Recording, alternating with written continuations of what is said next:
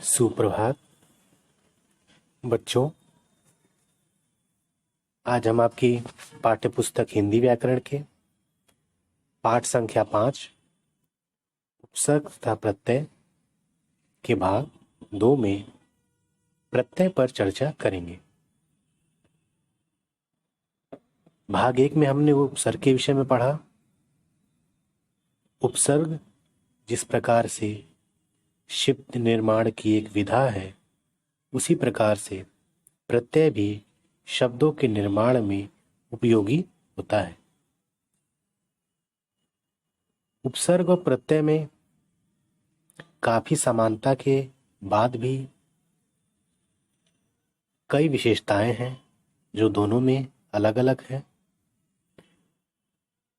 तो आइए जानने का प्रयास करते हैं कि प्रत्यय उपसर्ग से किन मायनों में भिन्न है।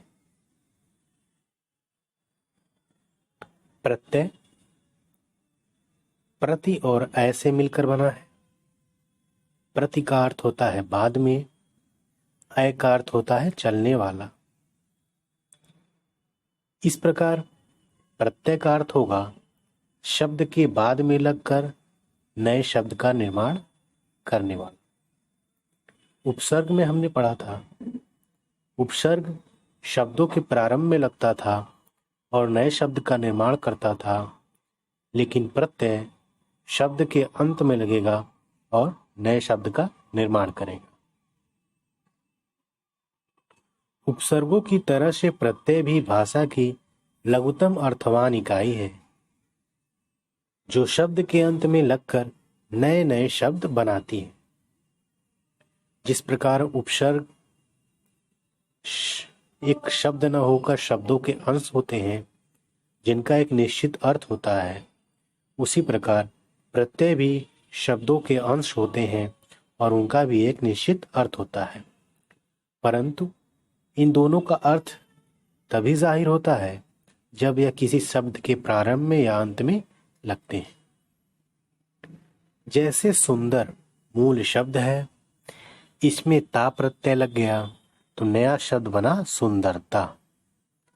ईमान मूल शब्द है, इसमें दार प्रत्यय लग गया तो बन गया ईमानदार। मनुष्य मूल शब्द है, इसमें तो प्रत्यय लग गया, बन गया मनुष्यत्व। राष्ट्र मूल शब्द है, इसमें ई प्रत्यय लगा तो बन गया राष्ट्रीय नया शब्द। इस प्रकार प्रत्यय के माध्यम से नए शब्दों का निर्माण होता है। प्रत्यय शब्द नहीं है बल्कि दोनों के छोटे छोटे अंश हैं। अर्थात प्रत्यय कोई शब्द नहीं है बल्कि शब्द का एक छोटा सा अंश है। शब्दों की तरह इनका भी कोई न कोई निश्चित अर्थ होता है, परंतु शब्द की तरह इनका एक अर्थ होता है, लेकिन यह स्वतंत्र रूप से इस्तेमाल नहीं किए जाते। प्रत्यय शब्द के अंत में जुड़कर नया शब्द बनाते हैं। प्रत्यय के प्रकार। प्रत्यय के दो आधारों पे भेद किए जाते हैं। पहला, जो हमारी संस्कृत परंपरा है उस आधार पे, तथा प्रकार के आधार पर, प्रयोग के आधार पर दूसरे प्रकार का भेद होता है उसका। तो पहला भेद होगा संस्कृत परंपरा के आधार पर प्रत्यय के भेद। संस्कृत परंपरा के आधार पर प्रत्यय के दो भेद हैं। पहला कृत प्रत्यय, दूसरा तदित प्रत्यय। कृत प्रत्यय वे प्रत्यय जो क्रिया के मूल रूप या धातु के साथ जुड़कर संज्ञा विशेषण आदि नए शब्दों की रचना करते हैं, कृत प्रत्यय कहलाते हैं। जैसा कि इसके नाम से स्पष्ट है, ये वह प्रत्यय होंगे जो क्रिया की मूल धातु या रूप के अंत में लगकर नए शब्दों के रूप में संज्ञा विशेषण या आदि शब्दों की रचना करेंगे। जैसे घूम प्लस अक्कड़। घूम क्रिया की मूल धातु है, उसमें अक्कड़ प्रत्यय लग गया तो नया शब्द बन गया घुमक्कड़। लेख क्रिया की धातु है, उसके अंत में अक प्रत्यय लग गया तो बन गया नया शब्द लेखक। उसी प्रकार से होना क्रिया की मूल रूप है, उसके साथ हार प्रत्यय लग गया तो बन गया होनहार। कृत प्रत्यय भी 3 प्रकार के होते हैं। पहला तत्सम प्रत्यय। तत्सम का अर्थ है संस्कृत के समान, अर्थात जो शब्दांश संस्कृत के हो वे तत्सम प्रत्यय कहलाएंगे। जैसे अक प्रत्यय, उक प्रत्यय, एता प्रत्यय, ये सभी शब्द संस्कृत के शब्दांश हैं, इसलिए यह संस्कृत के प्रत्यय कहलाएंगे, तत्सम प्रत्यय कहलाएंगे। और जब यह किसी क्रिया के अंत में लग जाएंगे तब यह कृत प्रत्यय कहलाएंगे। जैसे गायक, नायक, कथनीय, पठनीय, करणीय, इन सभी में अंत में अक और नीय प्रत्यय लगा हुआ है। भिक्षुक में उक प्रत्यय है, भावुक में भी उक प्रत्यय है, नेता में एता प्रत्यय है। इस प्रकार जब यह संस्कृत के प्रत्यय धातुओं के अंत में लगते हैं तो वे कृत प्रत्यय कहलाते हैं। कुछ शब्दांश हिंदी भाषा के होते हैं जो क्रिया के अंत में लगकर संज्ञा या विशेषण शब्दों का निर्माण करते हैं, उन्हें तद्भव के कृत प्रत्यय कहते हैं। जैसे पी एक मूल धातु है क्रिया की, उसके अंत में अक्कड़ प्रत्यय लग गया तो शब्द बना पियक्कड़। भूल मूल धातु है, उसके अंत में अक्कड़ प्रत्यय लगा तो बन गया भुलक्कड़। उसी प्रकार खा क्रिया की धातु है, उसके अंत में ना लग गया प्रत्यय तो बन गया खाना। तो इस प्रकार से हिंदी के कुछ शब्दांश जो क्रिया के अंत में लगकर नए शब्दों का निर्माण करते हैं वे कृत प्रत्यय कहलाते हैं।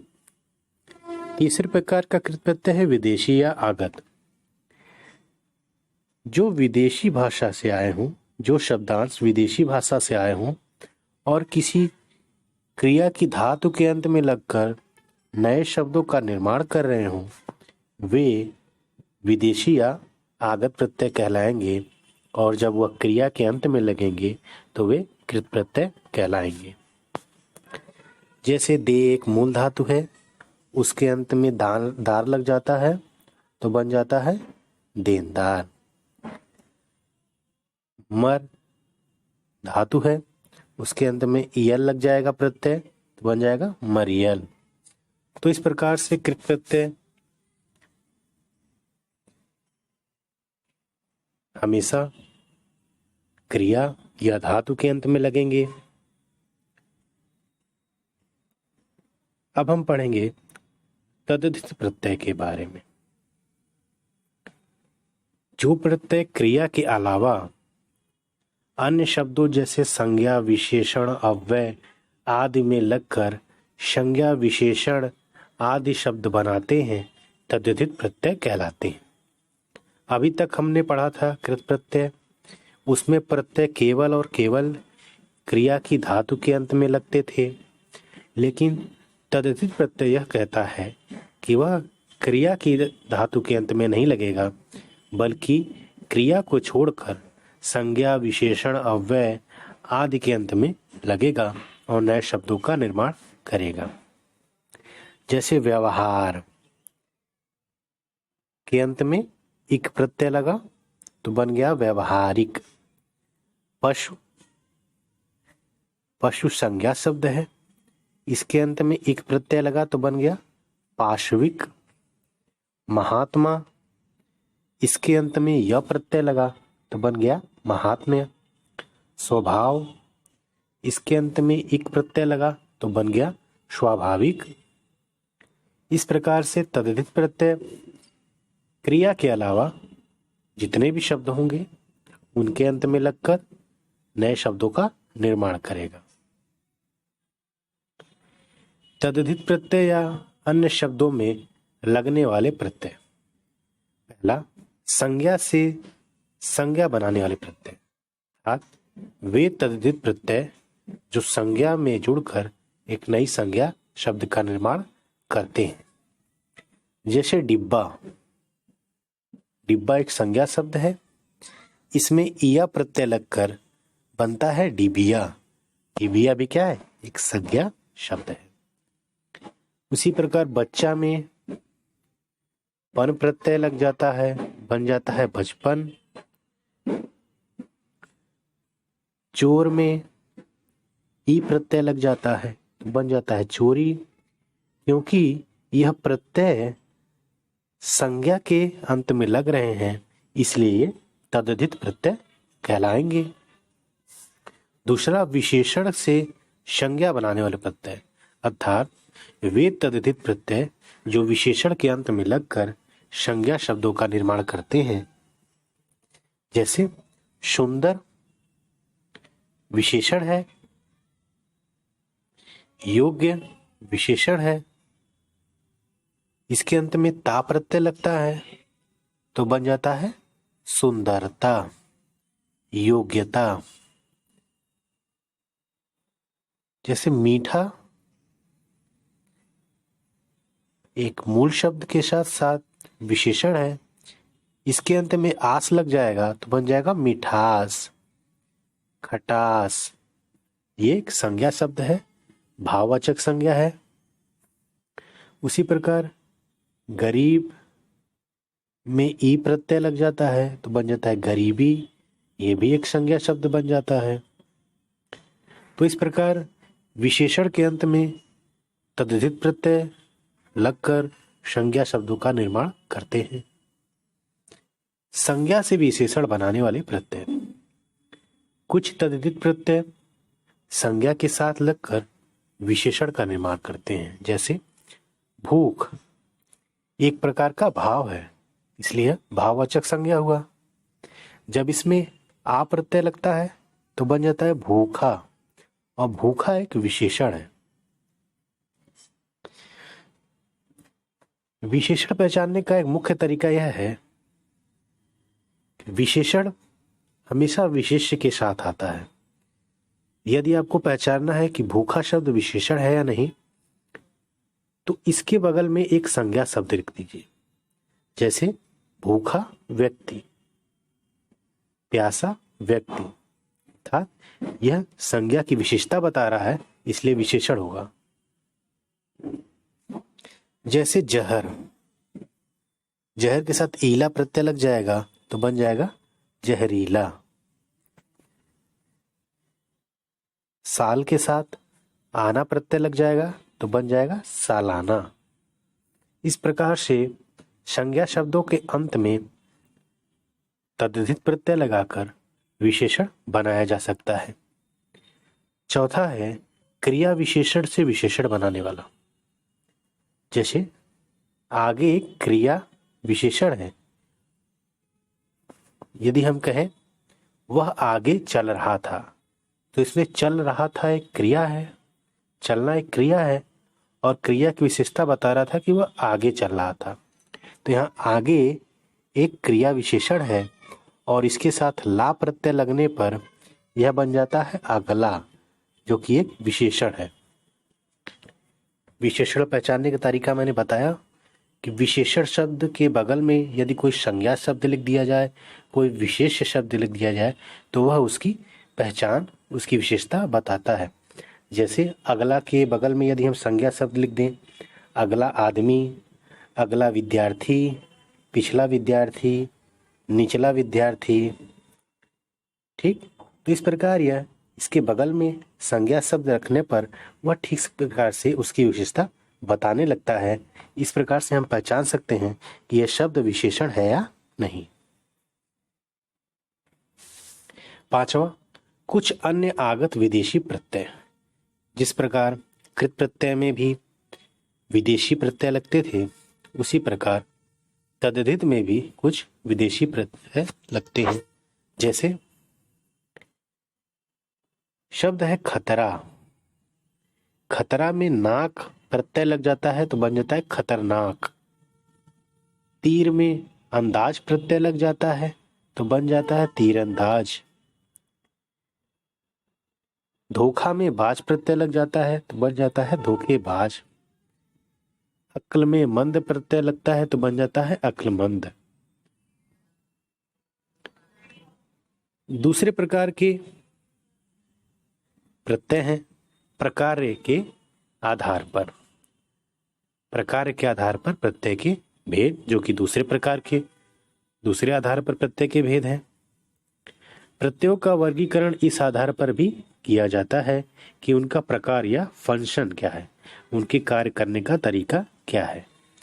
प्रकार के आधार पर प्रत्यय के निम्नलिखित भेद हो सकते हैं। पहला, लिंग परिवर्तन प्रत्यय।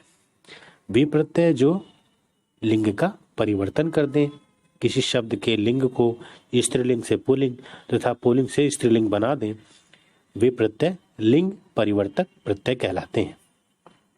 जैसे बाल एक शब्द है, लेकिन इसमें आ प्रत्यय लग जाएगा तो बन जाएगा बाला।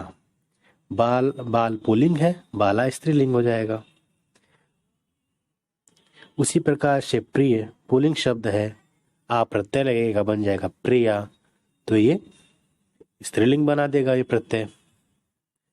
तो ये सारे प्रत्यय लिंग परिवर्तन कर देते हैं शब्दों का।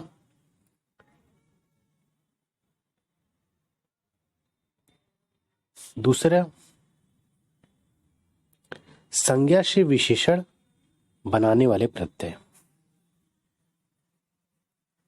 जैसे बसंत एक संज्ञा शब्द है, इसके अंत में ई प्रत्यय लग जाएगा तो बन जाएगा बसंती।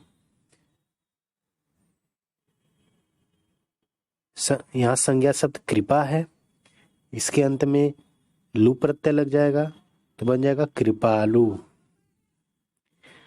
बाजार शब्द में ऊ प्रत्यय लगेगा, बना देगा बाजारू। तो ये थे संज्ञा से विशेषण बनाने वाले प्रत्यय। भाववाचक संज्ञा बनाने वाले प्रत्यय। वे प्रत्यय जो किसी शब्द के अंत में लगकर भाववाचक संज्ञा बना दे। जैसे मिल में आवट प्रत्यय लगेगा तो बना देगा भाववाचक शब्द संज्ञा मिलावट। मीठा में आस प्रत्यय लगेगा तो बना देगा मिठास। महा में इमा प्रत्यय लगेगा, बना देगा महिमा। तो इस प्रकार से प्रत्यय भाववाचक संज्ञा बनाने का भी काम करते हैं। कुछ व्यवसाय बोधक प्रत्यय होते हैं, जैसे उससे उनके व्यवसाय का प्रतिनिधित्व होता है, प्रदर्शित होता है कि वो व्यक्ति कौन सा व्यवसाय करते हैं। जैसे लोहा में एक शब्द है, इसमें आर प्रत्यय लग गया तो बन गया लुहार। अब लुहार से एक व्यवसाय, लोहे का व्यवसाय करने वाले लोगों का बोध होता है। चाय में वाला प्रत्यय लग गया, चाय वाला बन गया।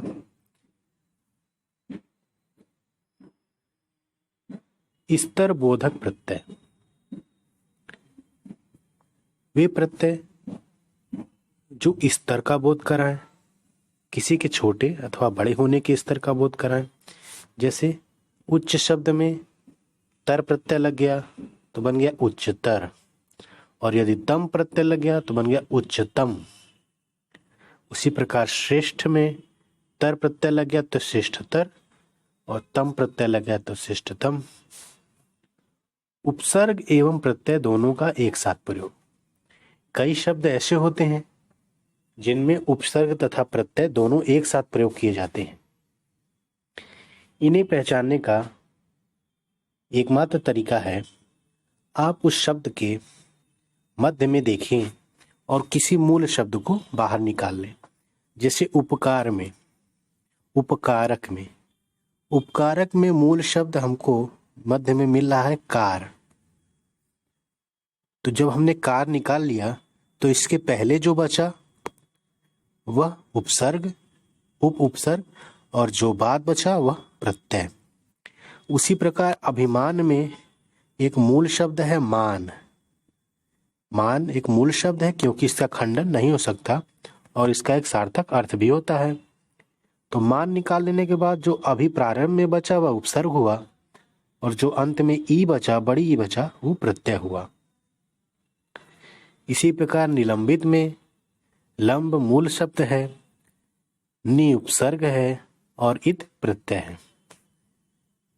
तो इस प्रकार उपसर्ग और प्रत्यय के भेद किए जा सकते हैं। आपको सभी उपसर्गों को तथा सभी प्रत्ययों को याद करना होगा तथा उनके अर्थों को भी समझना होगा, तभी आप उपसर्ग और प्रत्यय की ठीक तरह से पहचान कर सकेंगे।